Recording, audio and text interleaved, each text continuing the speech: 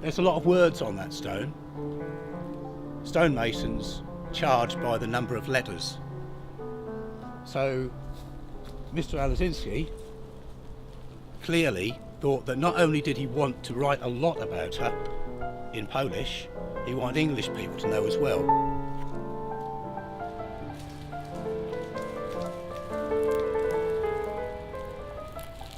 I remember seeing this grave many years ago, and things strike you about it straight away. Soldier of the Polish Underground Army, the rising of Warsaw, prisoner of war, liberation. That's her. Danuta, at the start of the war, was barely 16 years old. The Polish army was beaten by the Germans, and Poland was occupied partly by Germans and partly by the Russians.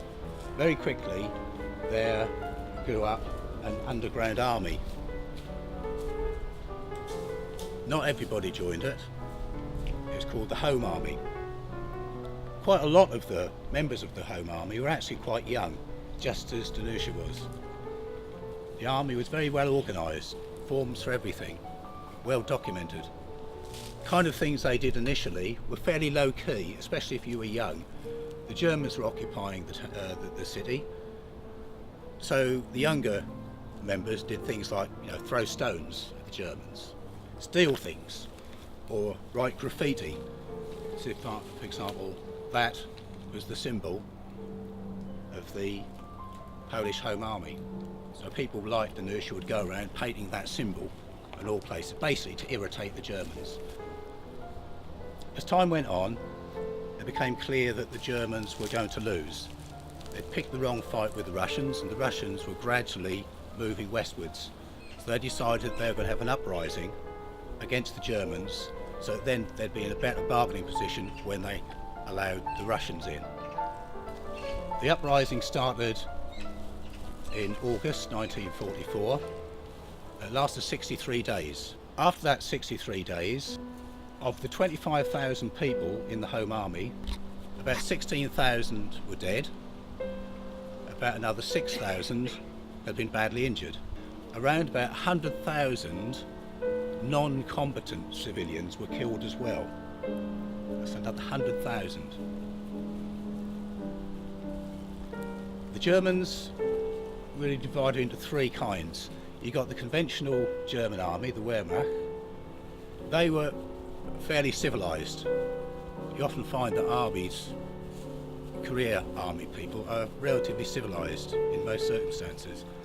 Unfortunately, much of the city was occupied by the SS. The SS had very, very clever ways of dealing with these saboteurs, as they were called.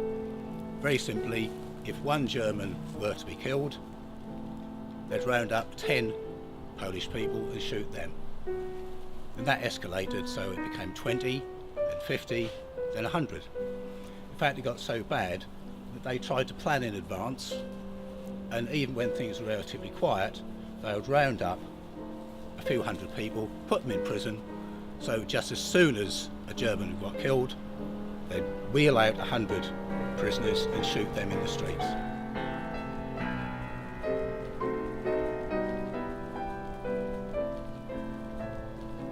The Home Army had certain parts of the city that they occupied.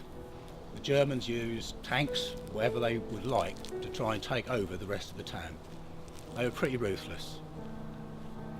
So, why have we got Danuta involved? What did she do? She, like other messengers or couriers, communicated.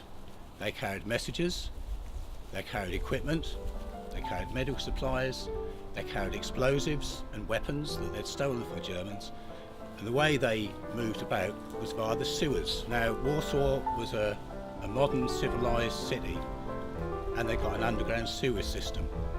Some of these, at the lowest point, were at maximum 3 foot high by about 2 foot wide. And what Danuta and other young women did was take messages, take supplies, take weapons, explosives, through those tunnels, crawling through to go from that part of the city to that part of the city, going underneath the German-held area.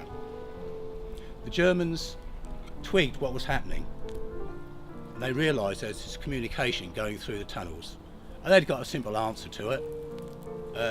Pull up the manhole cover, shove a couple of grenades down there, or shove gas down there. So women like Danuta could be going through a tunnel, perhaps delivering explosives. The tunnel is going downhill, the water level may be rising.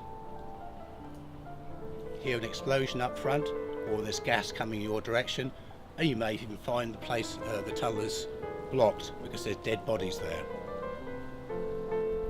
And you know damn well that if you go up in the wrong place, you're going to get shot. That was the kind of thing that she and other people did.